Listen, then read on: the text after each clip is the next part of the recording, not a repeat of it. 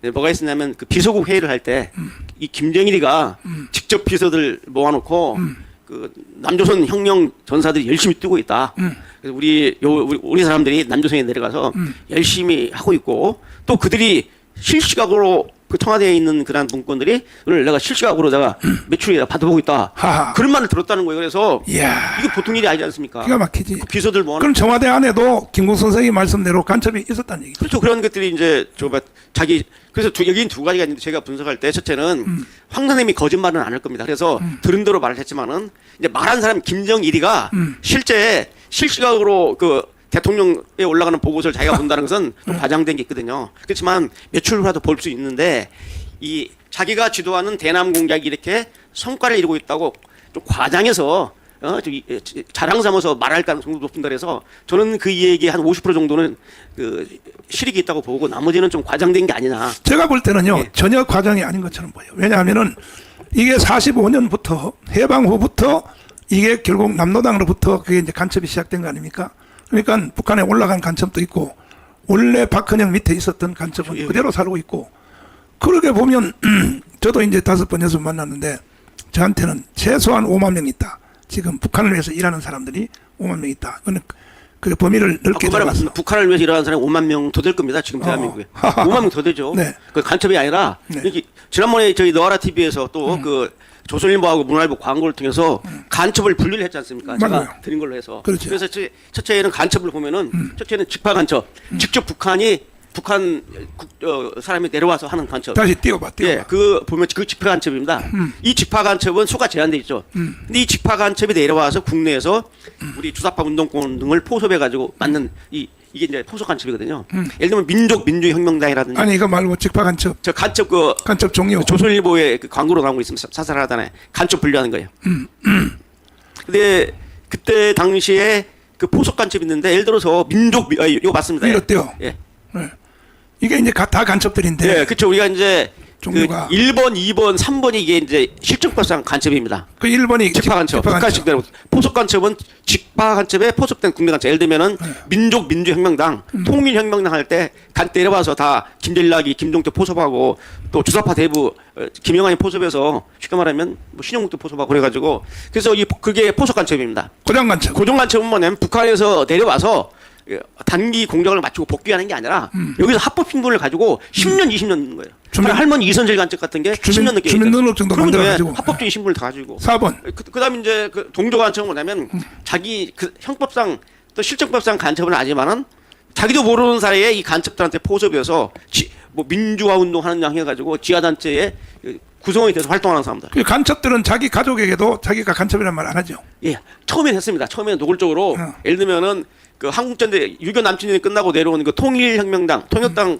공작을 하면 그 당시에 북한의 대남 공작의 가장 기본적인 원칙이 연고선 공작이에요. 연고선 공작. 연고는 뭐냐면 형제라든지 친척 이걸 이용하는 건데 북한으로 올라간 남노당 출신들이 내려와서 바로 이제 자기 아버지, 형제, 어머니, 외삼촌을 막 포섭하는 거거든요. 그 연고선 공작에 의해서 하기 때문에 그때는 노골적으로 밝혔어요. 그다음에 3번에서 그다음에 5번째. 그런 이제 그 우리가 말하는 주사파 운동권들, 종북 세력 뭐 이걸 의미하는 거죠. 북한 노선에 동조하는 직접 간첩은 아니지만 북한 노선에 동조해서 주한미군 철수하자, 뭐 국가보안법 없애자, 뭐 이런 주장을 펼치면 연방제하자 이런 주장을 펼치는 세력들.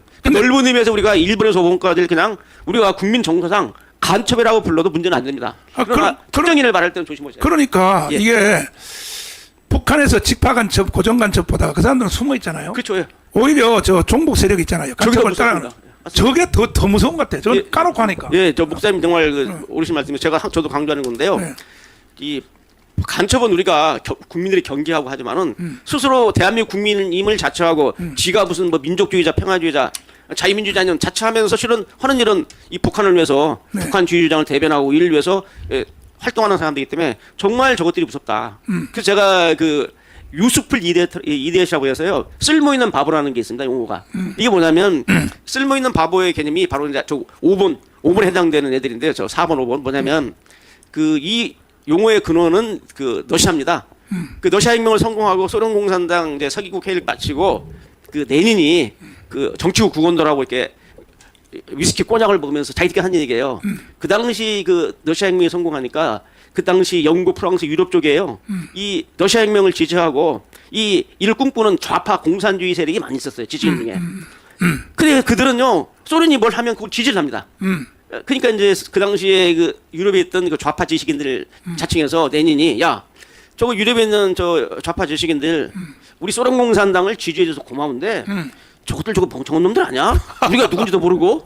그러니까 쓸모 있는 바보다. 유스풀 이디어트 원래 바보 병신인데 네. 그 병신을 하기가 좀 용어가 그래서 그냥 쓸모 있는 유스풀 유용한 바보다. 지금 아마 이재명이가 그런 생각을 하고 있을 것 같아요. 거기 지금 뭐 저 문재인부터 시작해서 다 쓸모 있는 바보죠. 네. 북한 입장에서는. 자, 그 다음에 여기 이쪽 밑에 해설. 야, 간첩을 분류하는 방법. 첫 번째, 북한의 3대 세습을 정당히 여긴 사람. 이거 간첩 맞아요? 간첩 동조 세력. 지금 여기 하나만 주장한다고 간첩이 아니라 여기 지금 한 12개 나열하는 것들을 두세 개를 갖다가 계속 주장하는 사람은 거의 아니, 아니 됩니다. 위에 거제 밑에 5번 다시 한번 보면 5번. 간첩을 따라하는 간첩. 종북 세력. 종북 세력이라고 볼 수 있는 거죠. 당연히 저기 지금 여기 14개 나온 사람들은 다 종북 세력입니다. 종북 세력. 그렇죠. 예. 그래서 이제 이 3대 세습을 정당하는 것은 북한 김일성, 김정일, 김정은 체제를 이쪽으로 좀 보여주실래요? 이 정당화하기 때문에 1번. 예. 당연히 종북 세력이죠. 2번 북한의 통치념인 북한 판공산혁명 사상인 주체 사상을 신봉하는 사람. 당연히 종북 세력. 종북 세력 저것 때문에 맞죠. 주사파란 말이 나왔죠. 주사파. 주사파. 예. 3번. 그다음 주한미군 철수. 북한의 대남 전략의 핵심적인 과제가 주한미군 철수입니다.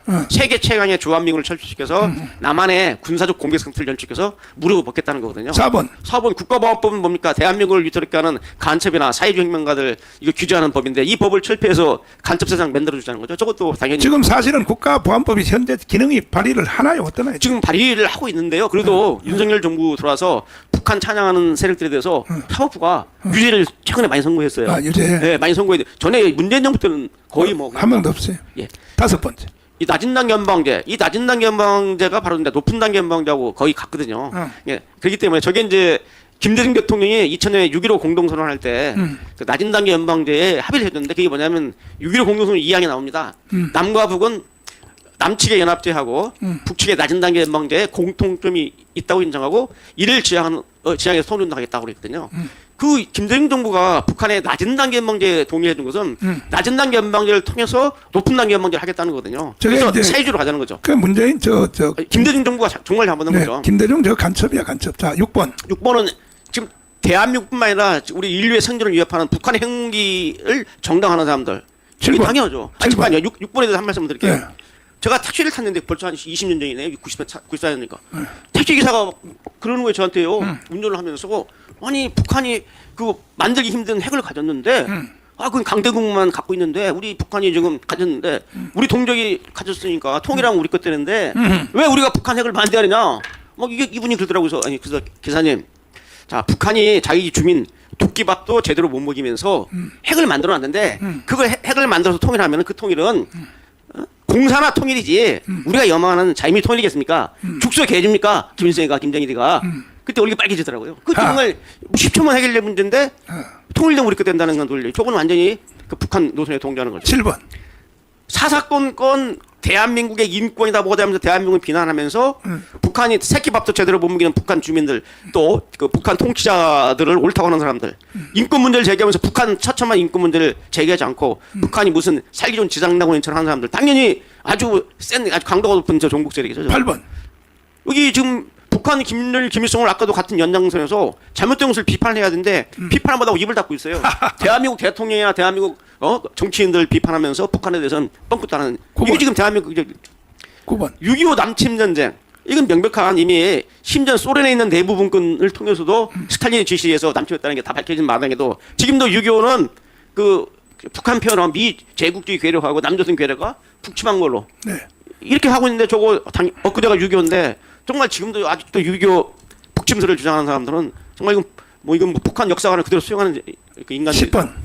대공사기하에 뭡니까? 국정원, 방첩사령부, 경찰 이게 지금 대한민국을 위태롭게 하는 간첩이라든지 또는 국가보안법 위에 사범들을 잡는 기관을 해체하면 누가 간첩을 잡고 누가 대한민국을 무너뜨리는 사람을 잡겠습니까? 당연히 저거 종북 세력이고 안보유 세력이죠. 11번. 남북 분단이 미국 참여라고 주장이 아니라 스탈린한테 가서 물어봐야 되죠. 모 대통령한테 따져야 되는데 일방적으로. 그다음에 이제 12번 우리 민족끼리가 뭡니까? 여기 지금 우리 민족끼리에서 또 민족공유하니까 여러분들 모두가 남북한 우리 민족이 다 하나로 합치는 거 하는데 북한이나 종북 세력이 말하는 우리 민족끼리는 이 대한민국 국민 중에서 목사님이나 저 같은 사람은 민족이 아닙니다. 민족이 아니에요. 민족이 아니라고 그건 반민족 분자죠. 반민족. 빼고 저들 빼고 재벌 현 정권 다 빼고 나머지 가지고 노동자 농민 북한의 노선에 동조하는 사람만이 민족입니다. 북한이 말하는. 13번.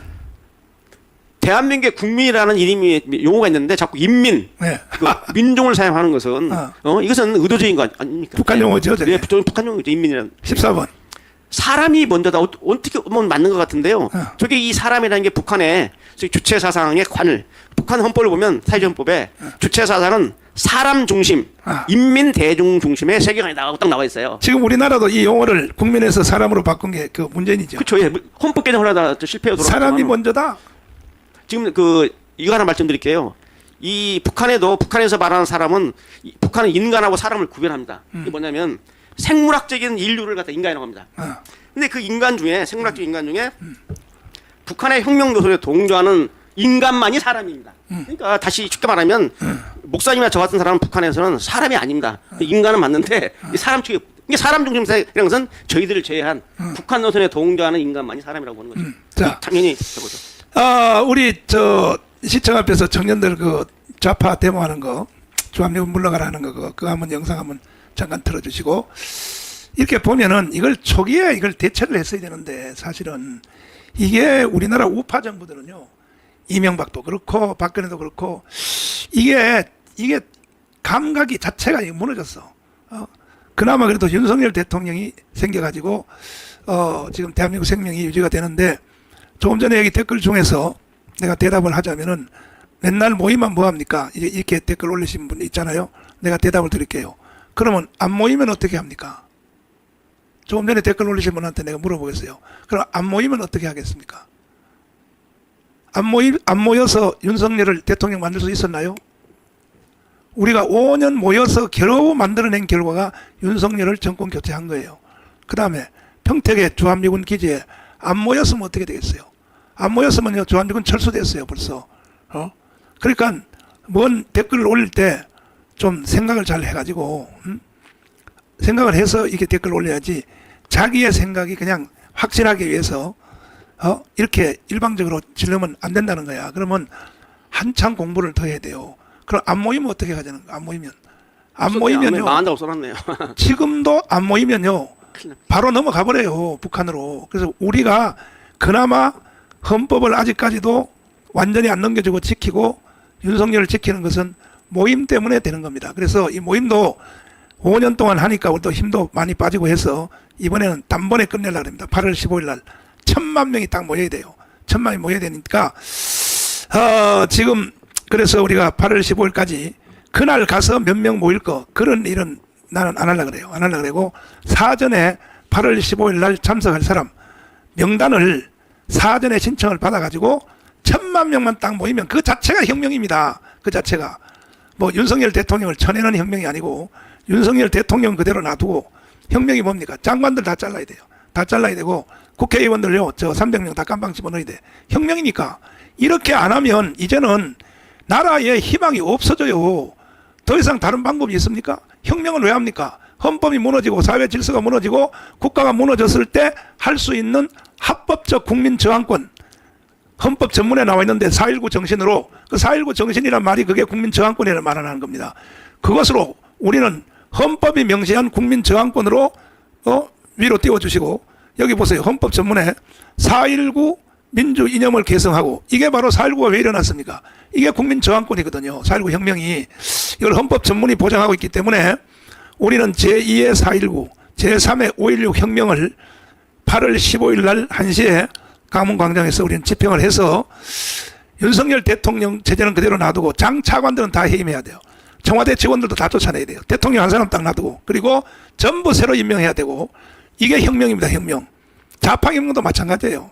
뭐 1917년 볼셰비키 혁명을 비롯해서 불란서 68 혁명, 미국의 청교도 혁명, 영국의 산업혁명, 모든 혁명은 일반 기존 질서로 국가를 바로 잡지를 못할 때 하는 것이 혁명이거든요. 그러면 이 영상을 잠깐 보시고, 혁명을 해야 되냐 안 해야 되냐 이 영상을 한번 보시고 여러분들이 판단을 한번 해주시길 바랍니다. 들어주세요. 평화입니다. 해결하고 미국 놈들 오늘이다.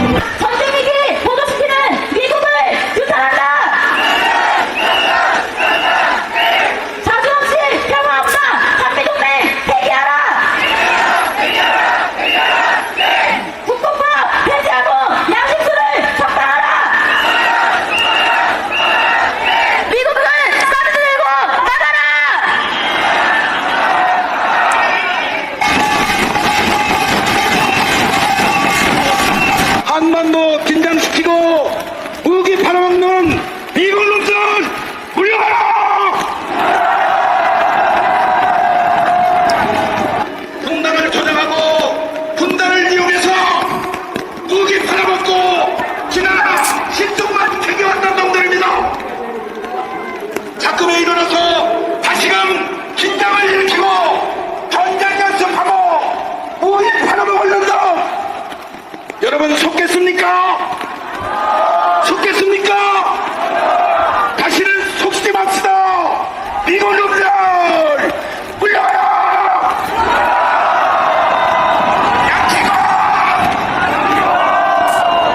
자, 먼저 아까 본 우리 광고 다시 띄워주시면 5대 간첩 분류법.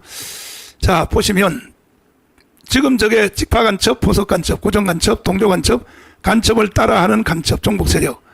이 5대 간첩에 저 사람들은 다 저기 들어갔을까 안 들어갔을까? 저기에 다 해당되는 사람이 해당되는 사람이. 예, 최소한도 네. 4번, 5번은 100%고요. 지 안에 지금 저기 시위에 참가한 사람 중에 1, 2, 3번이 다 포함되어 있을 겁니다. 그렇죠. 우리 누군지는 모르지만 네. 포함되어 있죠. 그리고 그때가 이제 박근혜 대통령 초기 때인데 예. 사드 문제 초기 때인데 그때 저걸 바로 진압을 했으면 보안법을 적용해서 그러면 오늘 같은 세상이 안 됐을 텐데 이걸 놔두니까 이게 지금 10배 이상으로 확대가 되고 100배로 확대가 돼서 결국 오늘 같은 총선이 일어났단 말이에요. 결과적으로 192석이 일어났는데 사실은 그 전에 이명박 정부 때도 광우병 있잖아요. 예. 그게 사실 그렇죠. 예. 광우병 가지고 한 거 아니지 않습니까? 그 MBC가 선동하고 언론 노조들이 선동해서 결국은 그렇게 된 거 아닙니까? 저게 박근혜 탄핵도 그렇고. 그러니까 우리 우파 대통령들은 죽기 살기로 대통령 만들어 주면 결국 탄핵이나 당하고 결국은 또 깜빵이나 가고. 근데 윤석열 대통령도 앞으로 남은 3년 동안을 이런 식으로 해버리면 저는 반드시 말합니다. 대통령 깜빵 갑니다. 윤석열 대통령. 그렇잖아도 네. 작년까지만 하더라도 네. 윤 대통령께서 반국가 세력을 척결하라고 그렇게 목로 외쳤는데 어느 날 순간부터 반국가 세력이라는 말이 싹 빠졌어요. 없었어요. 왜냐하면 이 중간에 좀 일부 아까 문제가 되는 참모들이나 핵심 인사들이 관심별. 반국가 세력을 얘기하면 표 떨어진다. 맞아. 그러니까 그런 얘기 하지 마십시오.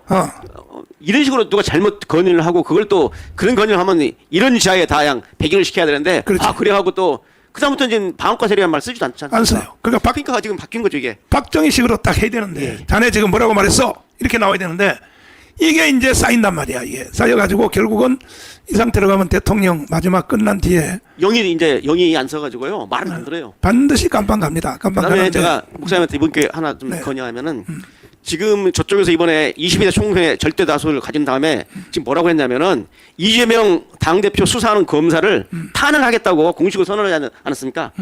이건 법치주의에 대한 완전 모독이자 반란이거든요. 왜? 법에 의해서 지금 지금 수사가 진행돼가지고 지금 하고 있는데 담당하는 수사검사를 탄핵하겠다 하는 것은 이재명이는 손을 대지 말라는 거죠. 법 앞에 많이 평등한데 이재명이가 무슨 한테 특권을 주는 겁니까? 이재명이가 대통령이라도 잘못하면 탄핵하는 판인데 이재명이가 뭐라고 이재명이 수사하고 있는데 수사 결과도 나오지 않았는데 수사하는 검사를 탄핵하겠다는 것은 수사에 강력한 영향을 미치려는 그런 의도거든요. 자, 이 얘기에 대해서 우리 자유애국우파는 태극기 세력은 분노를 해야 됩니다. 도대체 우리 대한민국의 자유민주 체제를 어떻게 보고 저런 헌법을 갖다가 망각하는 모독하는 발언을 합니까? 그래서 광고를 하면 싫어야 돼요. 이재명 수사하는 수사검사를 탄핵하겠다? 그러면 대한민국 헌법을 없겠다는 거냐? 이건 우리 대한민국 헌법뿐만 아니라 자유애국 국민들을 완전히 모독하고 무시하는 겁니다. 그러니까 저런 발언을 어제 멀쩡한 눈뜨고 놓고 밥 먹어놓고 저런 발언을 할 수 있습니까? 수사하는 검사를 탄핵한다고요? 근데 해방 후에도 이미 벌써 남로당의 세력이 78%는 됐고 이승만 세력은 13에서 18%밖에 안 됐기 때문에 그때도 사실은 어려웠어요. 그러나 대통령이 이승만이가 됨으로 대통령 하나를 가지고 다 잡아왔단 말이에요. 이걸 보안법도 만들고 방공법도 만들고 이게 다 잡아왔는데 그리고 2차 위기가 이제 결국은 4.19 혁명이 일어난 뒤에 이승만 대통령이 하야하자 완전히 장면 정부가 들어서서 이건 나라라고 볼 수 없을 때 박정희 소장이 나타나서 이게 이제 완전히 진압을 해서 이렇게 됐는데 이렇게 해서 대한민국이 지금 10대 나라로까지 컸는데 이승만과 박정희 때문에 여기까지 왔는데 이게 무너지게 된 그 대통령이 보면 나는 김영삼 대통령 있잖아요. 심사에서 어떠한 그 이념보다 민족이 우선이다. 거기서부터 문제가 발생한 것 같아요. 어떻게 생각하세요? 쉽게 좀 대한민국의 이 이념적 지향이 왼쪽으로 가면서 왼쪽 관 세력들이 우리 대한민국에 줄이고 우리가 저희 같은 사람이 이제 비주류인데 이러한 그 사상적 균열이 초래한 게 노태우 정부 때부터입니다. 노태우 정부가 북방 정책을 한다고 소련하고 외교관계 맺고 또 북한하고 잘해보겠다는 이 북방 외교 정책을 펼치면서 이 노태우 정부부터 이 사상적 균열이 시작됐어요. 그렇구나. 그래가지고 YS 때 혹시 확 발화했죠. 맞아. YS 때 그래가지고 청와대 사회문화수석에 김정남이라고 김정남이라는 사회문화수석을 갖다가 딱 좌파에 얼굴을 갖다 앉혀놓고 말이죠. 그 다음에 그 아시겠지만은 북한한테 쌀 15만 톤을 주고 말이죠. 사상범들 풀려주는 공세를 하다가 결국은 DJ 때 다 또 북한으로 간첩들 출소공산주의를 다 또 보내주고 그래서 이게 지금 뭐냐면 사상적 균열이 생긴 겁니다. 이게 대한민국은 6.25 남침 전쟁을 지키면서 6.25 남침 전쟁 전까지 우리 국민들 중에 사회주의가 좋다고 생각하는 사람이 아까 목사님 말씀했지만 60% 이상이었어요. 이게 사회주의가 정확히 뭔지도 모르고 그냥 모르고. 뭐 평등 세상에다 뭐 모르고. 너도 나도 잘 된다 하니까 사회주의가 좋다고 그랬는데 실제 그 당시에 지금 서울신문이 아니라 그 당시 서울신문의 여론조사 보면 우리 국민 73%가 사회주의가 좋다고 나옵니다. 그러니까 이게 조선 500년이 지주들한테 눌려서 살았으니까 예. 거기에 대한 평등사회. 예, 평등사회. 그 공산주의 선전선생에 속해서 사회주의가 좋다는 건데 네. 그래서 이 대한민국이 6.25 남침 전쟁이 매우 중요한데 우리 신생 대한민국의 국민의 사상적 관점 소위 그 반공 공산주의는 안 되겠다는 것을 직접 눈으로 확인했거든요. 국민들이. 아, 이 북한군들의 그 만행이라든지 학살 이걸 보고 빨갱이는 안 된다라는 인식이 심어져서 대한민국이 그 당시에 60년대 70년대까지나 전 세계에서 국민들의 안보식 사상식이 제일 굳건한 나라가 이스라엘, 대만, 대한민국이었습니다. 그런데 어느 날 갑자기 대한민국에서 공산주의를 얘기해도 정당화되는 판이 90년 초에 일어났거든요. 당시 서울 Y대학에서 학생회장 선거를 하는데요. 선거 팜플렛에 지 얼굴 그려놓고 사진 띄워놓고 빨간 글자로 나는 사회주의자다. 이러고 선거했는데 걔가 당선이 됐어요. 그 Y대학교 기가 막혀. 아주 명문 Y대입니다. 연세대학교. 그러니까 예. 이게 무슨 말이에요? 걔가 PD계를 후보였는데 무슨 말이냐면은 이 6.25 남침 전쟁 3년으로 우리 국민들의 굳건한 사상 이 의식이 깨진 겁니다. 그래서 노골적으로 사회주의라는 말을 해도 전혀 문제가 안 되고 또 사회주의자라고 하는 사람이 학생들의 지지를 받아서 학생회장이 되는 것 이런 사회가 연출되는 게 사상적 균열이다. 좀 거기 본 겁니다. 이 사상적 균열에다가 두 번째는 이 사상적 올바른 사상을 갖다 전파하고 지켜야 될 이 정권이 노태우 정권이나 김영삼 이런 정권들이 이거에 대해서 민주화라는 생각을 가졌어요. 민주화가 아니라 이 공산화거든요. 공산화로 가는 길목을 민주화라고 규정을 하고 민주화 조치를 취한다고 하면서 이런 국가보안법 위반 사범들을 전원 석방하고 또 사상적 서적을 갖다가 다 해금시켜버리고 이러한 상황에서 국민들이 거기에 이제 이 공산주의자들이 잘하는 게 있지 않습니까? 선전선동. 가짜 뉴스를 가지고 요새 말하면 가짜 뉴스를 가지고 계속 유포를 하는 거예요. 그러다 보니까 우리 국민들이 걷다가 전교조가 또 들어서가지고 학생들 어린 학생 때부터 왼쪽으로 보내고 그러다 보니까 지금 대한민국이 여기까지 와 있고. 자, 그러면 이제 6.25에 대해서 한번 얘기해 보자고요. 어제 그저께 6.25인데 6.25가 일어나게 된 동기가 그때의 해방 후로 1945년 후로 이 남노당 세력들이 그대로 있었잖아요. 그때 아주 그냥 바로 했죠. 남노당. 그 남노당의 총수가 박헌영이죠. 박헌영이죠. 예. 그 박헌영이가 북한으로 갔죠. 예. 북한으로 갔고 그래서 북한에서 계속 이 남노당을 지휘를 한 거죠. 한국에 있는 남노당을 계속 지휘를 이제 했고 또 하나는 이제 우리 저 원장님의 전공 과목인 성시백 말이야. 예. 성시백을 통하여 그 북한은 보면 서로가 관계를 못 갖도록 남노당 계열과 성시백 계열 투 라인을 통해 가지고 이걸 복선포치라고 합니다. 복선. 복선으로 포치한다. 그렇지. 네, 간첩들 조직 원칙입니다. 복선. 서로 전혀 모릅니다. 서로. 그러면 이제 박헌영의 주장도 이제 전쟁할 것 없다. 38선에 총소리 몇 방 내면 남노당들이 다 일어나서 낯가리에 불을 지르면서 와 하면서 그냥 뭐 서울까지만 총소리만 내면 그냥 다 전쟁 없이 통일할 수 있다. 이게 이제 박헌영의 스탈린한테 가서 보고한 거 아닙니까? 스탈린한테. 성시백은 또 마찬가지로 국회 부의장을 간첩으로 포섭하고 심지어 뭐 언론도 하고. 그다음에 성시백 공작은 전무후무합니다. 총 한 8가지 공작인데 잠깐 좀 다시 한번 말씀드릴까요? 예, 그거 말씀합니다. 예, 성시백은 뭐냐면 그 1905년 4월 5일생입니다. 1905년 4월 5일생인데 그렇지. 황해도 평산에 태어났습니다. 옛날에 평산. 평주라고 그랬어요. 그래서 태어나고 평산이면 저 이승만 대통령하고 같은 고향이네. 예, 그래서 태어나가지고 내려와서 그 서울에서 중동학교에 중등부 고등부를 다녔습니다. 다니고 이제 그 1920년대에 그 25년도죠. 그 고려공산 청년회라고 그래서 그 쉽게 말하면 조선공산당의 청년 조직입니다. 우리 그래서 이 고려공산 청년회에 가입을 합니다. 가입을 해서 28년인가 상해로 갑니다. 상해로 가서 거기서 이제 중국 공산당 당원으로 가입을 하죠. 가입을 하고 그 다음에 얘가 중국 공산당의 지원을 받고 우리 임정으로 침투를 합니다. 임정으로 침투를 해서 임시정부. 그렇죠. 상해 임시정부에 침투를 해가지고 그 김구 선생 주변 인물들하고 아주 굳건한 관계를 갖죠. 그래서 나중에 그 남북한 정권 수립 이후에 김구 선생이 북한 가서 쑥섬에서 김일성하고 남북 고위급 정치회담 하지 않습니까? 정치협정이. 그때 갈 때 그 임정 요인들이 도와줬어요.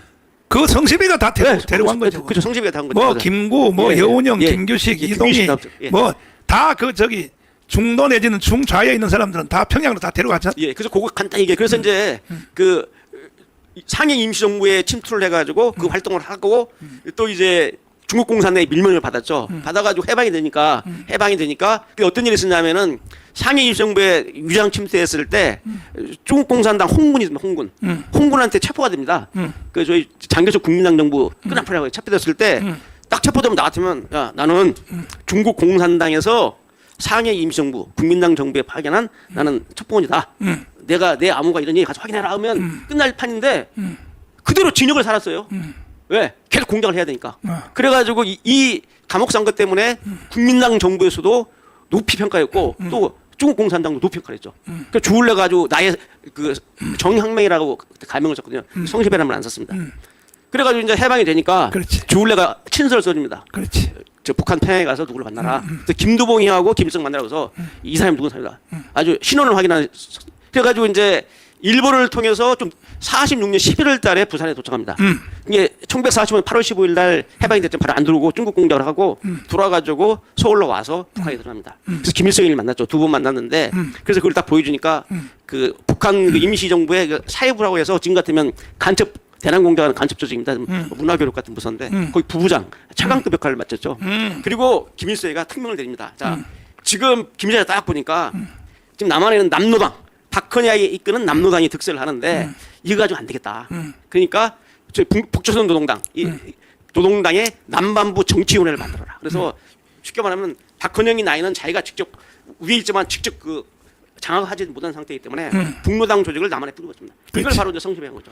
와서 뭐 했어요? 그래서 와가지고 크게 한 대표 7가지 첫째는 뭐냐면 언론을 장악했습니다. 언론. 그래서 신문을 만들었죠. 어느 신문? 광명일보 뭐 해가지고 또 영자지 프랑스까지 조선 뭐 오늘의 조선 해가지고 신문을 6개를 만들었죠. 여기 지금요 조선일보 6.25 때 일어난 조선일보 그 기사 있어요. 한번 띄워주세요. 중앙일보 뭐 요새 지금 중앙일보 아닌데 중앙일보도 있었고요. 광명일보도. 조선일보가 뭐라고 보도를 했느냐? 자, 조선일보 한번 보여주세요. 그러니까 언론을 완전히 예, 장악했다. 그럼 이제 언론을 장악해 국민들 저 대중성을 확보해야 되니까. 그러니까 조선일보가 이렇게 보도를 하니까 조선일보 못 찾나? 빨리 한번 띄워봐봐요. 그다음 이제 두 번째 한계가 뭐냐면 돈이 있어야 되죠. 네. 보급 시장을 했습니다. 보급세. 그래서 어떻게 했냐면은 북한 돈 다 가지고 내려와. 예, 근데 그 돈이 이제 저거 중단됐죠. 왜냐하면 저쪽 우리가 화폐 개혁했기 때문에. 근데 이제 문제가 뭐냐면 48년도에 그때까지는 북한이 그 전기를 보내줬어요. 북한이 화폐 개혁을 먼저 했죠. 예, 먼저 하니까 했죠. 북한은 일제시대 돈을 못 쓰니까 예. 이걸 전부 다 성시비를 통하여 한국에 가져왔고 한국에 가져오니까 여기 이제 조선일보 이거 나왔는데 자 조선일보 이거 한번 그 인민군 서울 입성 탁 나왔는데요. 여기 미국 대사관 등을 완전 해방시켰다. 근데 저 인민군도 잘못된 게요. 지금도 우리가 자꾸 북한군을 표현할 때 인민군인데 인민군은 뭐냐면 김일성 장군 만세라고 예, 써야지 저기. 인민을 위한 군대인데요. 어떻게 북한군이 인민을 위한 군대입니까? 수경을 위한 군대죠. 네? 근데 자꾸 우리가 북한군 하면 될 걸 자꾸 인민군 하는 것은 이 북한의 그런 그 허위 선동을 우리가 동조해 주는 겁니다. 그래서 북한군이라고 하면 돼요. 인민군이라고 하면 안 됩니다. 무슨 인민을 위한 군대입니까? 그런데 이게 조중동이라고 하는 이 신문이 이게 그 대한민국을 해방하고 건국할 때도 사실은 이게 건국할 때도 좀 방해꾼이 많았어요. 사실은 그 이승만을 반대하고 하는 게 많았는데 건국할 때까지는 조금 도움이 됐다 이렇게 볼 수 있는데 결국은 이 조중동이라고 하는 신문이 지금도 이런 짓을 하고 있단 말이에요. 지금도 뭐 한동훈을 띄우고 말이야. 그러니까 이 지금 대한민국의 메이저 신문이라고 하는 이 조중동 신문이 저 사람들 저거 한번 저거 사상 검증 한번 해봐야겠어. 도대체가. 아니 저렇게 지금 태극기가 아니라 저 많은 10월 9일 날 때 100만 명 얘기하는데 네. 저렇게 많이 모이면은 저 집회에 대해서 맞아. 왜 이런 집회가 열렸고 그렇지. 저 사람들이 주장하는 것은 뭐고 맞아요. 이런 것들을 보도해 줘야 되잖아요. 전혀 안 그 했죠. 민배 운동권 애들 한 12명 모여서 주한미군 나라는 것은 다 네. 사진까지 내주면서 그렇지. 저 많은 국민들이 모여가지고 대한민국 되찾자고 하는 것은 언론이 외면을 하니까 제일 문제죠. 그래서 성시백에 와서 언론을 장악했고. 예, 그다음 두 번째 보급 수행을 하는데요. 어. 어떻게 했냐면 그 돈을 떼돈을 번 게 뭐냐면 성시배가 이 간첩선을 두 개나 운영했습니다. 아. 뭐였냐면 북한이 송전을 남한으로 보여주던 전기를 끊어버리니까 카바이트가 귀했어요. 카바이트 불백해야 되니까. 그렇지. 근데 카바이트는 우리가 없거든요. 어. 중국에서 가져온 겁니다. 전국 청도로 하하. 이 무역선 간첩선이 이제 무역선을 보내서 카바이트를 원액으로 갖고 와서 그냥 아마 여기 시청자들은 카바이트가 뭔 말인지 잘 모를지도 모를 거예요. 카바이트에서 하얀 거 그거 에다가 심지 박아가지고 불치면 불쾌한- 밤새도록 탑니다. 이게. 맞아요, 맞아요. 하죠. 어. 그래서 이 카바이트 송전 전기가 안 들어오니까 어. 그래서 떼돈을 벌였죠. 어. 왜 그때 성시백 그러니까 잡았을 때 경제를 장악했네. 예, 보급시장 돈을 써야 되죠. 네, 돈을 신문만 써야 세 번째는 뭐냐면 네. 경찰, 특히 군, 방위군, 국군이죠. 국군, 그다음에 경찰, 그다음에 각계 각층에 또 심지어는 외국 대사관, 미국 대사관 등등까지 정보망을 다 침투시켜 놓은 겁니다. 그래가지고 말씀드리기 뭐하지만 모 장군 여비서 부관들이 다 그 성시백 그 망이었습니다. 아, 그러니까 뭐 저기 저 최병덕, 예. 그다음에 신성모 국방부 장관, 이 국방부를 다 장악을 해버렸잖아요. 이 그래가지고 사람들이. 네. 실시각으로 정보를 받는데 어느 정도였냐면요. 그 장개서 총통하고 48년도에 이승만 대통령이 진해에서 비밀회담을 했어요. 어. 비밀회담 정보까지도 성시백이가 딱 입수해가지고 바로 보내주는 거죠. 그 다음에 메가드 장군하고 전쟁 나기 전에 일본에서 만났거든요. 그 비밀회담 것도 그대로 북한에 올라오고 이게 다 성시백 작품입니다. 성시백이. 예, 그다음에 이제 첫째는 언론을 장악하고. 그다음에 국회. 돈을 모으고 세 번째 국회 이제 국회를 정치권- 장악했죠, 국회. 예, 정치권을 장악했는데. 국회 부의장, 예, 그 국회 유명한 부의장을 예. 간첩으로. 예, 근데 그 유명한 그 재연 국회 프락치 사건이라고 해서 재연 국회에다가 북한이 프락치를 넣는 건데요. 그때의 국회를 장악해서 주한미군 철수 결의안을 그렇죠. 외국 철수 결의안을 6.25 직전에 발표를 6.25 직전에. 예, 평화협정하고. 그러니까 이 성시백의 공작이 대단한 근데 거야. 그때는 뭐가 있었냐면요. 네. 그때 이제 국회 프락치 사건을 할 때 그 국회의원들을 21명을 건거해서 조사를 하고 있었는데 이해가 안 되는 사람이 있었어요. 이건 박헌영 계열의 남노당 계열의 국회의원인데 국회의원 4명은 이 남노당 계열도 아닌데 거기에 동조를 하고 있거든요. 그게 바로 나중에 보니까 성시백이가 실시금이에요. 그러니까 재헌국회를 구성하는데도 남노당에서 는 프락치가 있었고 직접 북노당 성시백이가 프락치를 넣은 거예요. 그러면 이제 이게 언론, 국회, 예. 그다음에 국방부, 그다음에 돈 다 예. 장악했고, 그다음 또 뭐 그다음에 또 이제 뭘 했냐면은 적고화 교육이라고 해가지고 그 결정적시기에 북한이 남침해올 때 곳곳에서 봉기를 해줘야 되니까 남노당 봉기 말고 남노당 말고 직계 세력 새로 조직을 따라. 네, 그래서 봉기에서 적고화 교육을 한다서 적은 뭐냐면 대한민국을 적이라고 보니까 이남화 교육이요. 실제 밖에서 이 적구를 갖다 설치한다고 그래서 그걸 했죠. 그 결국은 성시백이가 최종 보고하기를 이제 다 됐다.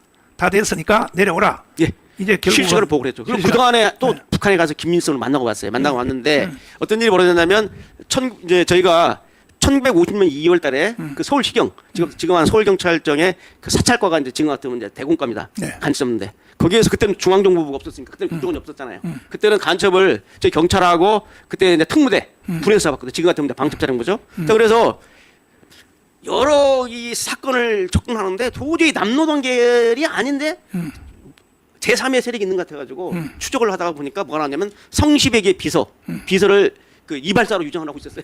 이름이 뭔데 오래된 길이 가면 김감정인가. 그래가지고 걔를 1950년 2월달에 체포를 해가지고 걔한테 이제 드디어 진술을 받아낸다. 그 성시백을 잡기 위해서 당시에 경찰, 군, 검찰이 합동수사단을 조직해가지고 이제 5월달에 잡았습니다. 1950년 5월달에 5월 15일날 잡았어요. 50년 6.25 남침 벌써 한 달 전이죠. 5월 15일 날 체포를 해가지고 성시백을 그때 압수한 돈만 지금 합해가지고 20억 원이 넘습니다. 간첩선 2개에다가 아지트 등등 금괴가 40개 나왔으니까요.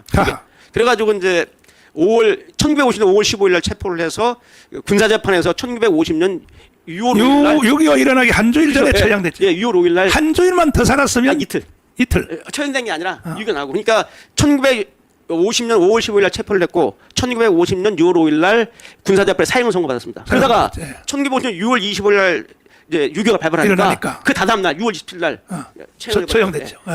조금만 더 사형 수고하니까 그때 처벌했죠. 그래서 도망가 버렸으면 되는 건데. 그러니까 전쟁 중에 김일성이가 너무 애통해가지고 1250년 6월 30일 날 그 북한 최고인민이 정령을 발표하면서 성시백을 공화국 영웅으로 칭호합니다. 그만큼 성시백을 했겠다는 거죠. 공화국 영웅. 그러면 이제 영웅입니다. 성시백 라인을 통하여 예. 6.25를 준비를 완성을 시켰고, 그다음에 이제 박은영 얘기 한번 해보죠. 박은영. 이 박은영 이놈은 어떤 놈이에요? 이 박가인형이는 이제 충남 예산 사람입니다. 예산인데 내가 거기 가봤어요. 아, 그러셨군요. 그때 예. 태어난 집도 가봤어요. 예. 근데 이제 박가인형이는 예. 이제 고려공산 청년이 조선공산당의 청년 조직인 고려공산 청년회의 위원장이었습니다. 그때 어딜 갔냐면은 이제 그 소련에 가가지고요. 소련에 가가지고 과학 아카데미에서 공부한 그 동방 그 블라디보스토크인데 저도 가봤는데 동방 노력자 대학이라는 데가 있습니다. 동방 노력자 대학 여기에 가서 소위 이제 공산주의 사상을 제대로 흡수를 하고 돌아가지고 이제 소위 조선공산당 조직을 흡수를 하는 거죠. 그래서 이제 이 남로당은 그때 그 당시 허은이라든지 이런 사람이 있었지만은 그때 조선공산당에 크게 세 가지 계열이 있었습니다. 토착 계열이 있었고요.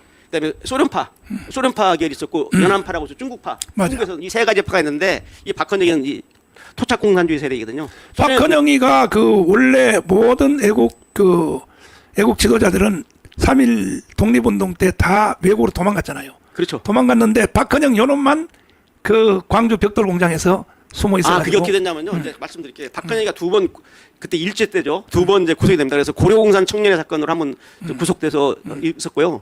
두 번째 구속될 때는 박헌영이가 이 방송용은 부족하지만 일부러 병신 행세를 합니다. 교도소에 가가지고 막 오줌을 싸고 막 완전히 그러니까 일본 사척간 형사가 고등계 형사가 계속 미행을 하는데 똥을 먹었다 그래. 네. 이 박헌영이가 저건 교도소에서 똥을 먹으니까 오줌을 마음대로 싸고 그래가지고 정신병으로 위장해가지고 형을 안 살고 중간에 보석으로 석방합니다. 석방하니까 얘가 어디로 갔냐면은 광주 지금 송정리죠. 그렇지. 거기 있는 기업공장인데 그 당시 기업공장이었어요. 맞아. 요새 말하는 벽돌 공장인데 네. 기아 거기 공장에 가서 노동자로 있는데 풀려났지만 그래도 이 일제 고등계 형사들이 계속 미행을 했어요. 보니까 변장을 했어. 네, 완전히 또라이 행세를 하는 거예요. 그러니까 보고서를 씁니다. 박헌영이 끝났다. 더 이상 끝났다. 그래서 박헌영에 대한 소위 감시, 추적을 갖다가 딱 끝내니까 어느 날 싹 보니까 이제 아무도 없거든. 박헌영이가 바로 이제 남조선 지하당 조직을 합니다. 그래서 조직원들을 모아놓고 8월 15일 날 해방이 딱 되니까 8월 15일 날 그 밤에 광주 송정리에서 완행열차를 타고 8월 16일 날 서울역 앞에 내립니다. 그때에 이제 정돈하기 위해서 유일하게 국내에서 해방을 맞이한 사람이 박헌영이죠. 그다음 이제 해방되자마자 이제 상해 임시정부를 비롯해서 해국에 나와 있던 사람들이 다 들어오니까 주도권을 박헌영이가 잡을 수 있었죠. 예, 그래서 이제 바로 이제 조선공산당이 해체되고 1927년에 조선공산당이 해체가 됩니다. 해체가 되니까 이제 조선공산당 세력하고 여운형의 그 임민당 세력하고 백남훈의 조선신민당 이 세 개 좌파 정당을 하나로 합쳐서 만든 게 남조선 노동당입니다. 근데 남조선 노동당이 먼저 나오니까 북한에서 서둘러서 그 뒤에 바로 북조선 노동당을 만들었죠. 이게 이제 현재 북한의 조선노동당인데 근데 문제가 뭐냐면 그러니까 남조선 노동당을 창당하고 바로 이제 책임비서로 이 박헌영이 있기 때문에 남한 공산계열은 다 박헌영이가 장악을 한 겁니다. 자, 그러면 이제 두 라인인데 하나는 성시백 라인, 그렇죠. 하나는 박헌영 라인. 박헌영 라인이 둘 다 보고하기를 다 됐다. 준비 다 됐다. 예. 그냥 전쟁 없이 내려만 오면 환영 준비할 준비 다 됐다. 이렇게 양쪽 라인이 보고를 하니까 그게 이제 일어난 게 스탈린한테 가서 보고해서 남조선에서 이렇게 내려와 달라고 이렇게 요청을 한다. 그 김정일이가 직접 최은희한테 김정일이가 직접 설명을 한 거 영상 다시 한번 보여주세요. 맞습니다. 들어봐주세요. 예, 들어봐주세요. 직접 이렇게 나온 사람도 역시 우리가 제도와 좋다는 걸 하는데 그 제도 부활해서 당연히 우리가 제도와 좋다는 걸 하는데 그 제도 부활해서 당연히 이거 나가 하나 하나 때서 우리가 이걸 하는데 그만.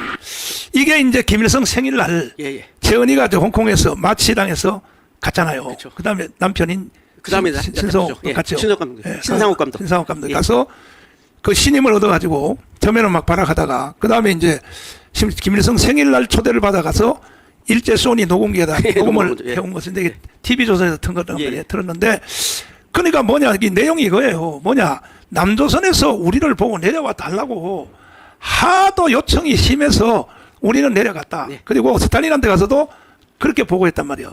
박헌영하고 스탈린, 박헌영하고 김일성이가 남반부에서 내려와 달라고 전쟁 없이 통일할 수 있다. 이렇게 보고를 하니까 일어난 게 결국 6.25잖아요. 6.25. 그렇죠. 예. 근데 결국은 6.25는 결국은 실패한 거 아닙니까? 북한이 그렇죠. 전쟁을 통하여 예. 실패를 했는데 실패한 후에 이제 일어난 것이 뭐냐? 물리적인 전쟁 가지고는 안 되겠다. 한국, 대한민국 안에 북한 정부를 계속 세워야겠다. 그 다음에 그 뭐 산호명을 비롯해서 수없는 남한 안에 이제 좌익 단체 내지는 그 나중에 이석기는 정당까지 만들었잖아요. 정당까지. 정당 침투했죠. 예. 그러니까 뭐 여기 이제 이 한국 안에 북한 세력을 확대하기 위해서 계속 만들어 나갔는데 결국 이것이 완성된 것이 이번에 난 총선이라고 보는 거예요. 네, 이번 총선이라고. 아니 그 전에 김대중 정부 등장, 네. 그다음에 노무현 정부 등장, 문재인 정부 등장 이 3개 좌파 정부의 등장은 북한 입장에서 볼 때는 이 북한의 남조선 농사가 완성된 거죠. 예, 완성된 거죠. 완성된 이게 거죠. 바로 꽃이 핀 겁니다. 혁명의 씨앗을 60년대에 뿌려놨는데 네. 이 씨앗이 발아해서 꽃을 활짝 핀 게 만개한 게 바로 이 새 정권이죠. 그러니까 끊임없이 그 예를 들어서 통역당 사건 계속 남한 안에 다 그럼요, 예. 통역당 사건 포석 간첩입니다. 포석 북한 간첩. 내려와서 남한에다가 그렇죠. 100여 명을 깔아놨으니까. 100여 명을 이게 통역당 지도인데 통역당 사건. 그다음 뭐 지금 조국이가 했던 그 산호명 산호명은 저 북한 계는 아닙니다. 그 PD죠. 정통 막 내는 계입니다. 예, 산호명. 예, 그 산호명. 근데 이거 말고 그 전에 지금 가까이 말하면 작년에 적발된 민노총 침투 간첩망이라든지 제주 간첩망, 창원 간첩망이 그거고요. 그 전에 2021년에 청주 간첩단, 소위 그 자주통일 충북 동계. 근데 이제 그 후에 그 전에 말이죠. 이렇게 해서 확대돼 가지고 여기까지 온 거죠. 이 간첩 세력들이 대한민국 안에서 정당도 만들고 이석기 이거 정당 한번 만드는데 올려주실래요? 예. 결국은 이제 간첩을 이게 드디어 그 윤석열 대통령이 되자 이 간첩을 소탕해야겠다 해서 이제 제주 간첩단, 창원 간첩단, 그 다음에 민노총 뭐 정교조 이제 간첩 수뇌부를 수사를 해봤더니 위로 올려봐요. 응?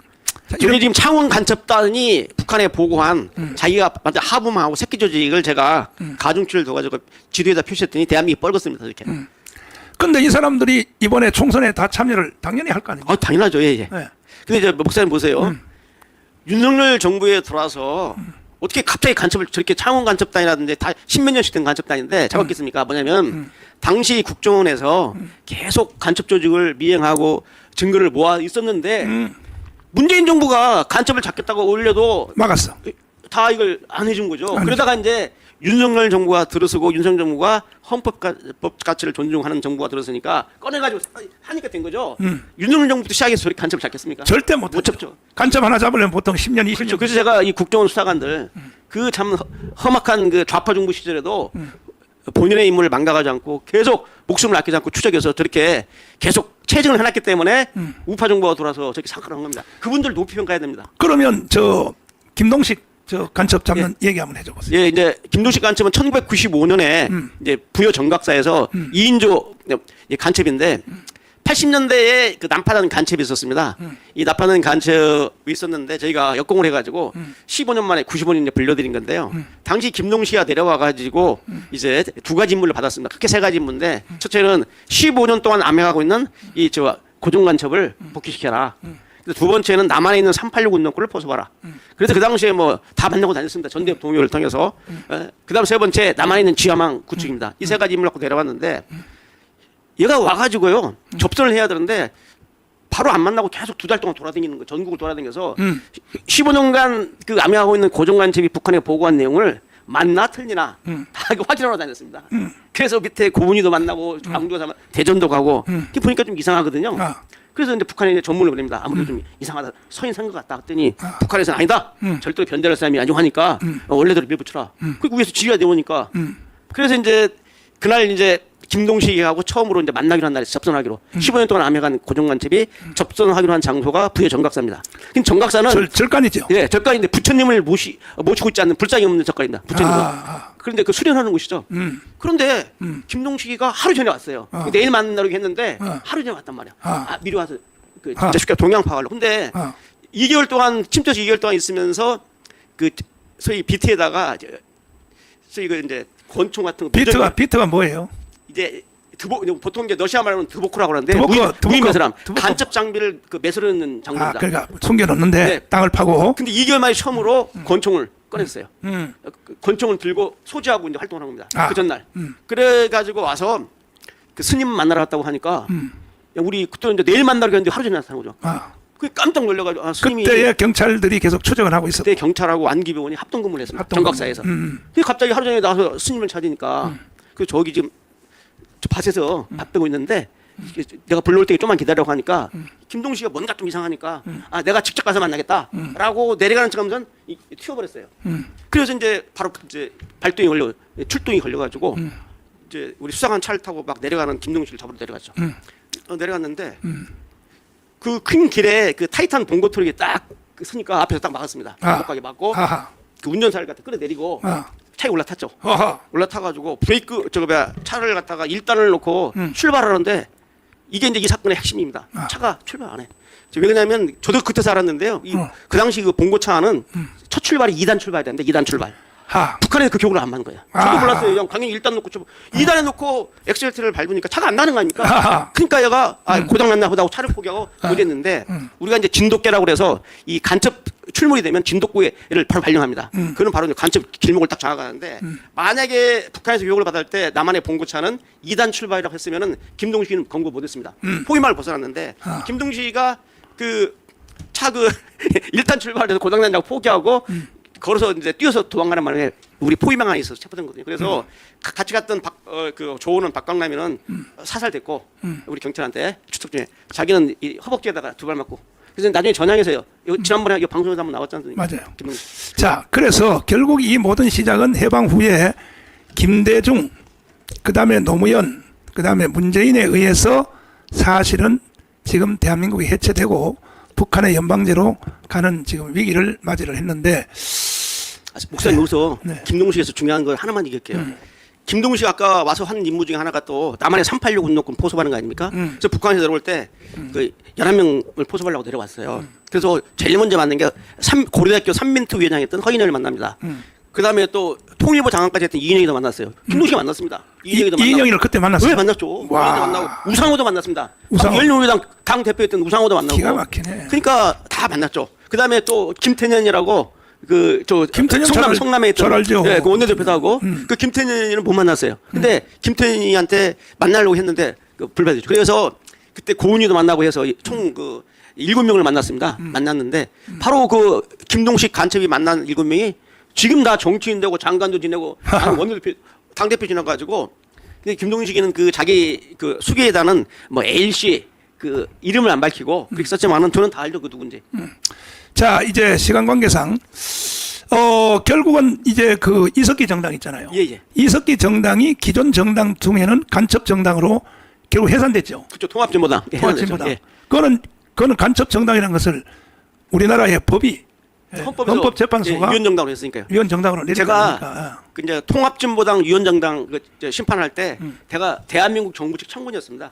이 대한민국 정부 측 참고인이 3명 있었습니다. 누군 첫째는 그 헌법학자 2명, 고려대학교의 장영수 교수 법학전문대 또 당시 동국대학교 법대학자였던 김장명 교수. 이 두 분은 헌법학자인데 헌법재판소에 출두를 해서 뭘 하냐면 어떤 때 헌법에서 정당을 해산시키는가 하는 헌법적 원리를 밝혀 나갔고 그다음 저는 헌법학자가 아닌데 저는 그 북한 그 대남공작의 전문가이기 때문에 제가 나가서 통합진보당, 통진당의 노선하고 북한 조선노동당 노선이 어떻게 일치하는가 이걸 제가 이제 규명을 했습니다.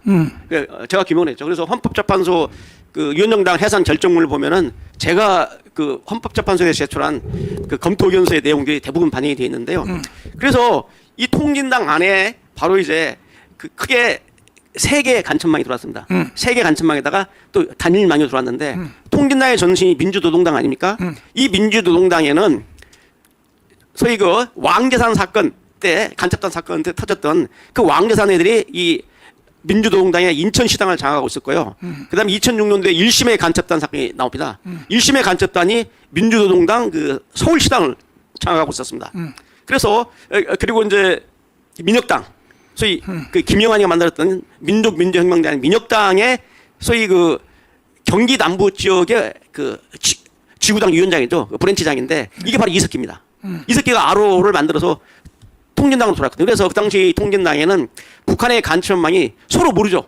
서로 모르는 3개의 간첩망이 이걸 뜯어먹기 위해서 통합진보당을 침부로 몰고 가기 위해서 돌았고 그다음에 또 하나 있습니다. 또 하나 강태훈이라고 민주노동당 고문했던 이 강태훈 단일 간첩망도 돌았어요. 그래서 통합진보당이라는 하나의 합법정당 안에 북한의 간첩망이 무려 4개나 들어왔습니다. 4개나.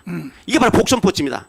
하나의 정당을 먹기 위해서 서로 다른 그 공작부서가 망을 집어넣은 거죠. 그래서 이 중요한 이유가 뭐냐면 바로 이 이석기당이 이게 유연정당으로 이제 헌법재판소가 결정을 내린 것은 바로 북한의 주체 사상이지만 사유지를 기도한 정당이라고 딱 나와 있거든요. 그래서 이게 이제 오늘 같은 이러한 그 좌파 시대가 된 것도 뭐냐면 통진당을 해산했으면 이제 중요한 게 뭐냐면 통진당의 당원은 그렇다 치고 통진당의 핵심 간부들은 다 구속을 시켜야 하거든요.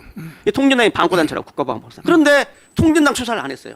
정당만 해산시켜놨지 실제 이 헌법을 위반해가지고 북한식 사회정당을 만들려던 이 통진당의 간부들을 면접을 줘버렸단 말이에요. 그냥 국회의원에서만 다 의원직 제명시켰지. 이게 지금 이러한 결과를 초래합니다. 그 당시 저하고 당시 고영재 변호사님이 그때 강력하게 정부에 항의도 하고 왜 그 통진당 간부들에 대한 사법 처리를 미루느냐 했지만은 그걸 미루다가 오늘 대통령이 탄핵되고 이러한 현상이 좀 초래됐다고 저는 봅니다. 자, 지금 그 노무현 정부 때 그 국가안보실장을 했던 사람이 지금 문재인 때 국정원에 들어갔단 말이야. 그럼 이제 정확히 말하면 국가안보실장이 아니라 그 노무현 정부 때 뭐였냐면요.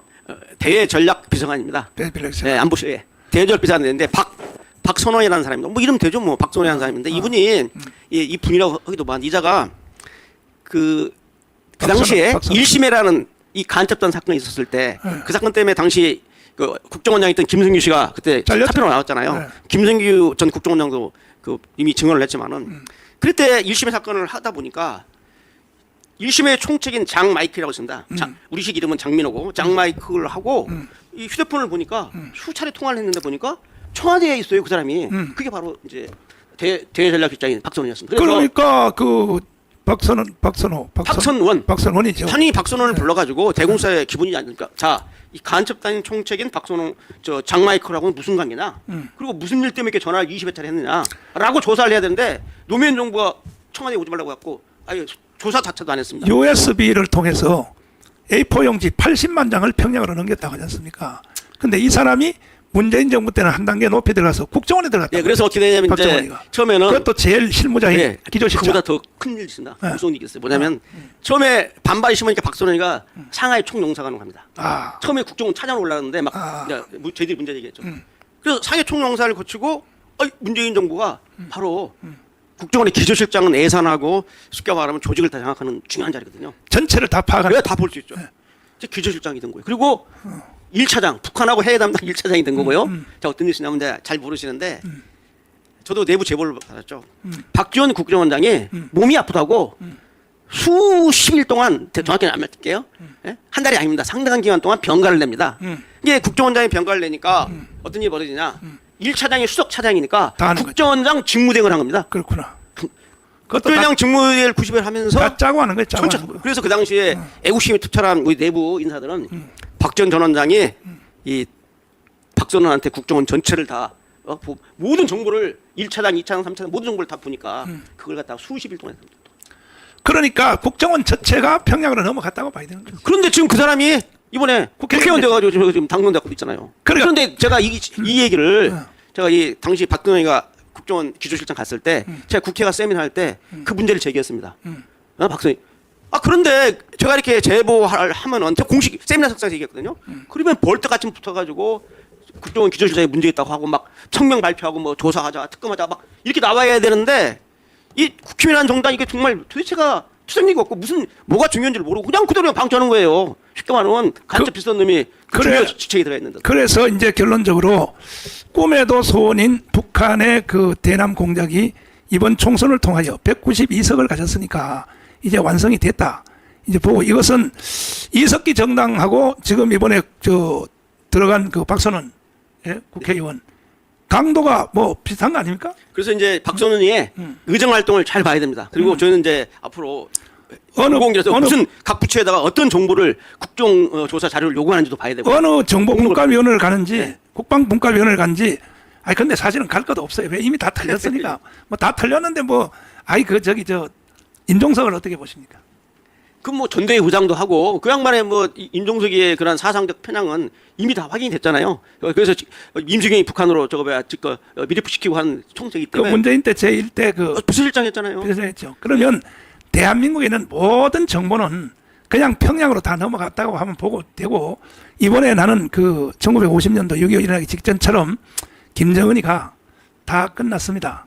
난 푸틴한테 보고했다고 봐. 다 끝났고 이제는 환영잔치만 남았습니다. 그러니까 우리 내려오도록 박수만 쳐주면 되는데 이게 미국이 자꾸 건드리면 안 되니까 미국 한미동맹과 비슷한 러시아하고 동맹을 이게 내가 볼 때는 난 그래서 나라가 다 됐다고 보는데 그러나 우리가 김대중, 노무현, 문재인, 이재명을 통하여 북한의 연방제로 넘겨줄 수는 없고 우리도 최후에 우리가 그래도 한번 저항을 해야 되니까 우리는 D-Day를 8월 15일로 잡았습니다. 예. 8월 15일로 잡아서 아예 머리 숫자 딱 카드를 딱 가진 사람만 1,000만 명이 광화문 광장에 모이면 그 자체가 혁명이 되지 않습니까? 그 자체가. 왜? 나라가 더 이상 유지할 수가 없는 거니까. 지금도 100만 명만 모여도 그냥 혁명이 가능합니다. 100만 명? 그럼요. 1,000만 명이 모이면요. 네. 이 저 서울시가 네. 서울시의 5분의 1을 꽉 사람을 채워야 돼요. 모든 도로가는 딱 꽉 예. 차야 돼요. 광화문 문제가 아닙니다. 네. 광화문 문제 아니라 모든 저 도로- 강남까지 다 네. 채워야지 1,000만 명입니다. 아이, 그래. 길거리에 다 나오시면. 그래요. 내가 또 100만 명만 준비하는데 내가 또 돈이 많이 들어 또 삐까리. 목사님 하나만 제가 건의를 하면은 어. 그 윤 대통령이요 안보 정책을 펼칠 때 아까 지금 간첩 세상이 되지 않았습니까? 그러면 그렇죠. 이 국가 안보 시스템을 완전히 초기화 포맷을 시켜야 됩니다. 기존의 북한 간첩망이 우리 내부에 다 침투했다고 한 최악의 상황을 가정하고 저 같으면은 완전 포맷시킵니다. 초기화시키고 우리 컴퓨터에 악성도 좀 포맷시키잖아요. 초기화시키고 제로 베이스에서 안보 정책을 하고 사람을 쓰고 그래야 돼요. 아니 지금 이런 회사까지 만들고. 최재형 목사를 통해서 예. 완전히 용산까지 먹으려고 아, 그렇죠. 예. 시도한 거 아닙니까? 그 김건희 여사님이 그래도 똑똑하니까 거기 놔두고 가라고 이렇게 저지가 된 것이지. 보통 영부인 같으면 말려 들어가지고 용산 자체가 다 북한으로 넘어가고 털릴 뻔했단 말이에요. 근데 근데 하나 저희가 우리 그 20대 30대 젊은 애국파를 많이 우리가 우리 쪽으로 견인하기 위해서는 우선순위가 있는데요. 저는 이 김건희 백 사건에 대해서 이렇게 저는 생각합니다. 먼저 어찌됐거나 받은 게 잘못입니다. 대통령분이. 그러면 우리가 접근할 때 일단 대통령분이 개인한테 정을 받았다는 것은 좀 부적절했다라고 그걸 먼저 지적을 하고 두 번째에 공작 정치다 하고 이제 막 이 순서를 이렇게 해줘야 되는데 받았다는 것이 잘못됐다, 부적절했다는 것은 빼고 그냥 공작으로만 몰고 가니까 이 젊은 공정을 바라는 젊은 애들이 이해를 못하는 거예요. 그래서 제가 친일파 논쟁도 그렇고요. 이런 모든 우리 논쟁에 있어서 우선순위를 전개하는 우선순위를 해줘야 돼요. 그래서 일단은 대통령 부인이 개인한테 이런 백을 받은 것은 부적절했다라고 인정을 하고 그러나 두 번째 그러나 이걸 악용하려는 공작이 있었고 이 공작은 그렇고 최재인이라는 사람은 그동안에 북한을 여러 차례 갔다 온 사람이 35차례 갔다 왔더라고요. 여러 차례 갔다 오고 북한을 찬양하는 발언을 유튜브에 나와 있어요. 북한 찬양하는 발언이. 이러면서 이제 공세를 취하면 국민들이 저놈이 저런 놈이구나 하는데 이 첫 번째 인정을 않고 그냥 공작으로만 몰고 가니까 지금 그 양반은 윤석열 목사가 맞습니까? 그분요? 글쎄 나도 확인. 정식으로 목사. 근데 또 나하고 같은 교단이라고 떠드니까. 근데 이미 벌써 최재형은 그 윤석열 대통령 당선되기 전에 그 김건희 여사님이 그때 한남동이 수리가 안 돼서 그렇죠. 예. 그 옛날에 살았던 아파트 있잖아요. 예, 예. 거기 살 때 일어났던 공작이에요. 사실은 한남동에 가 있었으면 그건 절대로 안 되지. 여기 지금 여기 있던 것들. 예. 네, 그때 삼풍백화점 있는데. 삼풍백화점인데 거기 이사 가려고 준비하고 있을 때 그때 맞습니다. 일어난 예, 사건이란 예. 말이야. 거기서 사건인데 만난 거죠. 이놈이 최재형이가 이놈이 그 전에 내가 강화문 운동을 하는 걸 보고 그렇게 욕을 했더라고요. 영상에 보니까. 그뿐만 아니라 막 카톡에다가 막 올리고. 정광훈 가짜 목사도 아니다. 뭐 하고 뭐 신학교도 안 나왔고 뭐고 했고 해서 그냥 그렇게 욕을 했더라고 최재형. 그래서 내가 그 명예훼손으로 내가 고발을 할까 생각 중인데 이 자식이라 그래. 날 보고 아니 저 문재인한테. 문재인한테 너 이 자식. 아니 저 문재인 너라는 표현을 표현을 우리 내가 목사님 했다는 하셨잖아요. 네, 네. 그거 했다고 지금 저놈이 그러는 거죠. 그러니까 저놈이 도대체가 저게 본정신인가 저게. 응? 그것도 교활하게 빠져나가려고 미국 시민권까지 가지고 저렇게 이제 했는데 그래서 뭐 이런 지금 김건희 특검한다 뭐 한다 이제 하지 않습니까? 결국은 그거는 다 쇼고 최후 목적은 탄핵하겠다는 거 맞습니다. 아닙니까? 예. 윤석열 탄핵하겠다 그러는데 윤석열 탄핵 결의안이 완성이 되려면 앞으로 몇 월 달 가면 그것이 결의가 될 것 같아요. 아니 저 앞에 지금 더불어민주당이 밝혔지 않습니까? 10월 달에 한다고. 10월 달에 예. 10월 달에 하겠다는 겁니다. 10월 달에 예, 탄핵 발의한다고 그래서. 탄핵 발의한다고. 일단 탄핵이 통과가 돼버리면 일단은 3개월 동안 헌법재판소에 심사를 받지 않습니까? 근데 국회의원 3분의 이상이 재적 국회의원 3분의 이상이 거기에 찬성을 해야 되는데 좀 8석이 모자랍니다. 200명이 찬성을 해야 돼요. 근데 지금 192석 이들 모으는데 혹시 안에 지금 국힘 안에서 일부가 이탈해 버리면 저거 지금 탄핵 국회 통과도 저걸 우리가 대비를 해야 될 겁니다. 혹시가 아니라요. 예, 한 8명 넘으면 끝나는. 한동훈이가 나는 저쪽 편에 섰다고 보는 거야.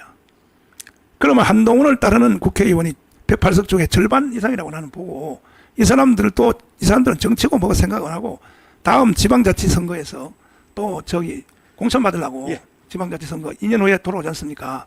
그러니까 우리나라 정치인들은 다 쓰레기고 이렇게 한동훈이를 따르는 사람들이 뭐 절반 이상이 된다면 뭐 8석 정도야 뭐 쉽게 이제 되고, 한동훈 이번에 출마선 할 때 보니까 또 아주 쇼를 또 좀 하더라고요. 뭐 제2부속실장을 만들어야 된다. 그건 전부 다 쇼고, 결국은 탄핵이 되면 한동훈에 의해서 탄핵이 될 가능성이 많다. 그리고 한동훈은 과거에 윤석열 대통령과 같이 일했던, 특검 같이 일했던 사람이니까 이게 윤석열 대통령의 장단점을 너무 잘 안단 말이에요. 비밀도 다 알고.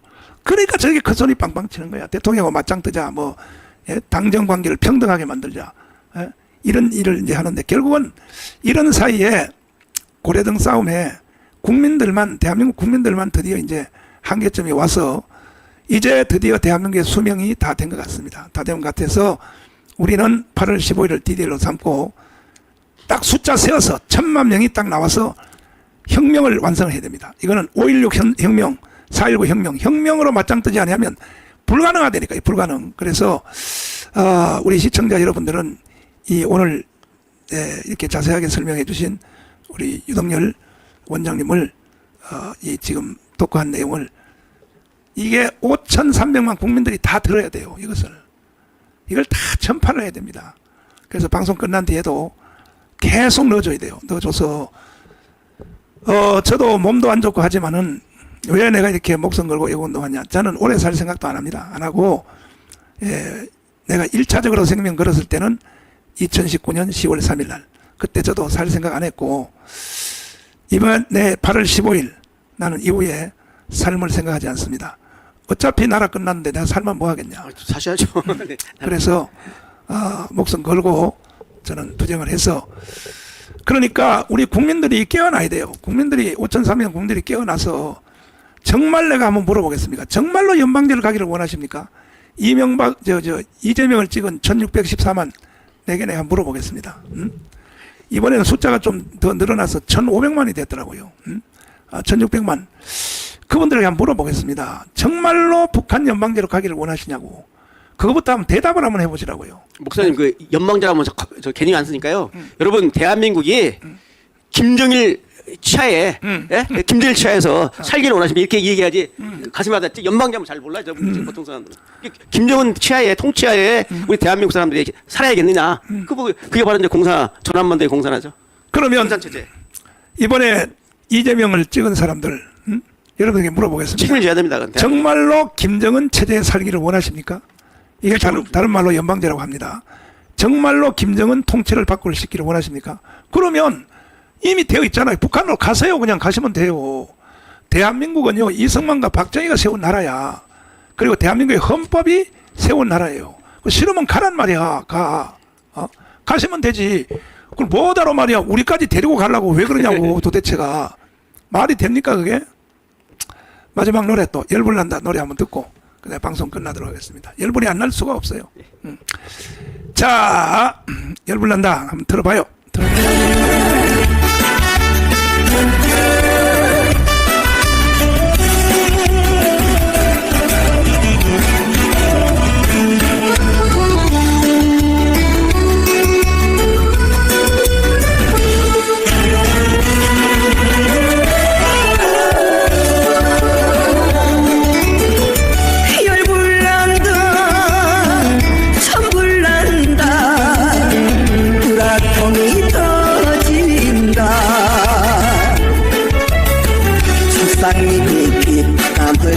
모아놓은 재산이 산산조각 그대라고 있구나. 더 이상은 못 참겠다. 모두 함께 뭉치자. 사랑하는 젊은이들아 정신 바짝 차려라.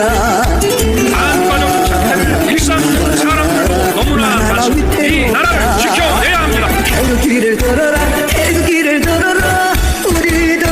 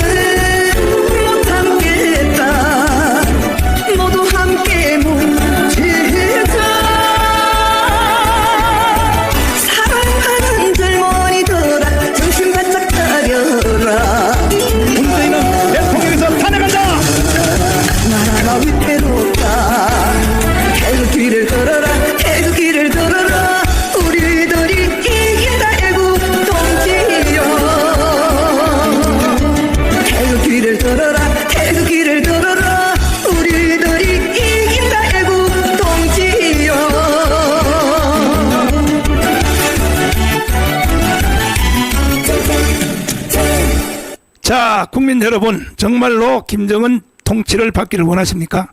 아니시라면 여러분 8월 15일 날을 우리는 D-Day로 잡았습니다. 유동열 원장님도 당연히 나오시겠죠. 예, 당연히 나가야죠.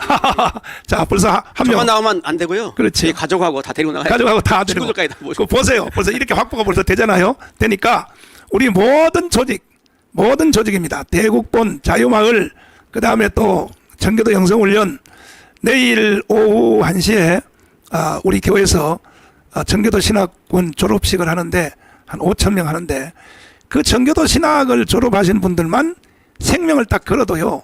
이건 혁명이 일어나게 돼 있어요. 5천 명만 생명 걸어도 다 여러분 참석해 주시기를 바라고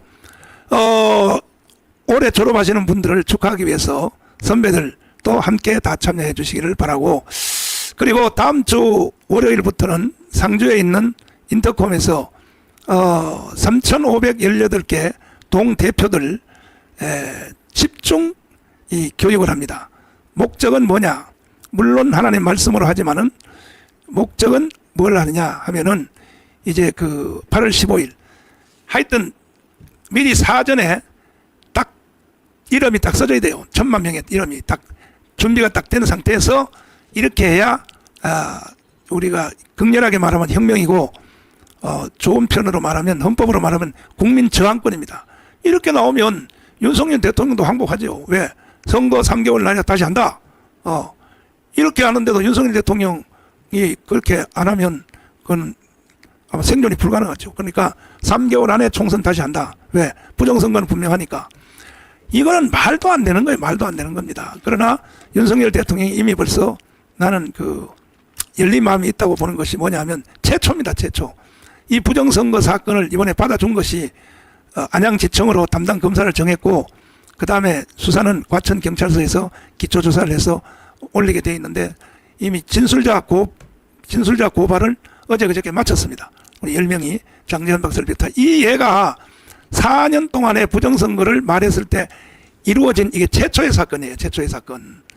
그러니까 윤석열 대통령의 동의 없이는 부정선거 조사를 하겠습니까? 그러니까 윤석열 대통령에 대해서 너무 실망하지 마시고 대통령이 지금 예를 들어서 수사를 시작해라 이렇게 말을 못하게 돼 있대요. 내가 용산한테 물어보니까. 그러니까 이건 법무장관이 통해서 할 수밖에 없는 거예요. 그래서 법무장관의 그 동의 없이는 안양지청으로 배당이 될 수도 없고 또 과천경찰서에서 이미 조사에 심도 있게 조사에 들어갔습니다. 그래서 이번에는 끝날 것 같은데 왜냐하면 이것도 우리가 다 윤석열 대통령을 보호하기 위해서 하는 겁니다. 윤석열 대통령은요. 조금 전에 보세요. 10월 달이면 탄핵 결의안 통과된다고 보인다고 원장님 말씀하셨잖아요. 탄핵 결의안이 통과되면요. 헌법재판소로 넘어가서 3개월 동안에 한남동에 자택에서 나오지도 못해. 이제 그때부터 대통령 아니요. 3대 동안. 그 3개월 동안에 대통령 직무가 정지되면 총리가 대행을 한다 하지만 나라 다 끝나는 거예요. 그걸로 다 무너지는 거야. 그래서 제가 일을 해보니까 선제적으로 뭔 일이든지 안 하면 안 되더라고요. 그래서 우리는 8월 15일을 D-Day로 삼은 겁니다. 8월 15일 날 D-Day에 윤석열 대통령님도 나오세요. 거기 나오셔서 연설 한번 하시고 그래서 혁명으로 세운 나라 4.19 혁명, 5.16 혁명, 혁명으로 세운 나라 그리고 이승만의 건국도 혁명으로 봐야 됩니다. 남노당과의 싸움에서 혁명으로 세운 나라, 혁명으로 지키자 이런 뜻입니다. 자 마지막 말씀 한번 하시면 마치도록 하겠습니다. 예. 오늘 이거 목사님 건강도 예의치 않으신데 이렇게 장시간 전에는 패널이 한 뭐 3명이 있었는데 둘이 해서 감사히 생각하고요. 그 아까 목사님 말씀하셨지만은 그냥 정확히 말하면 여러분 앞으로 우리가 김정은 공산 통치하에 공산 잘 넣어주셔야 돼요. 공산 통치하에 살기를 원하십니까? 그러면 해도 연방제라고 하면 무슨 말인지 잘 몰라요. 그게 확실합니다. 아니 근데요. 예. 이런 말 한번 또 물어보자고. 다 끝났는데 저 우리가 북한한테 나라를 넘겨줘도 소화를 못해. 쟤들이 어떻게 삼성전자를 운영하고 현대자동차를 운영할까? 그렇게 한다고요. 젊은 애들이. 저것들은 다 국유화시키는 거죠. 다 국유화시켜가지고. 예. 여러분 그 정말 김정은 통치하에 들어가면 공산 통치하에 들어가면 진짜 여러분 지금 상을 아파트 있잖아요. 여러분 누리고 있는 차 이거 다 국가 소유입니다. 여러분 개인 소유가 아니에요. 또 좋은 아파트 사는 사람들은 다 소개시켜서 그 다른 도시 빈민한테 다 나눠주는 정말 여러분 이거 생각하시면 돼요. 여러분 월남 캄보디아 공산화 과정 생각하시면은 엄청난 피해 속칭이 벌어지기 때문에요. 네. 정말 있어서는 안 될 일이지만은 우리가 방치하고 무관심하고 하게 되면 그러한 세상을 초래할 수 있다. 제가 지금 그 말씀 드리고 네. 계속 목사님이 테이크 집회나 이 방송을 통해서 그걸 경고하는 거죠, 미리. 네, 예. 네. 자, 8월 15일을 기억하시고 지금부터 8월 15일 참여할 수 있는 명단을 다 작성해 주시길 바랍니다. 특별히 제일 중심 허리에서 일하셔야 되는 3,518개 동대표님들 목숨을 걸어주시기를 바랍니다. 자, 오랫동안 시청해 주셔서 감사를 드리고 방송은 여기서 마치도록 하겠습니다.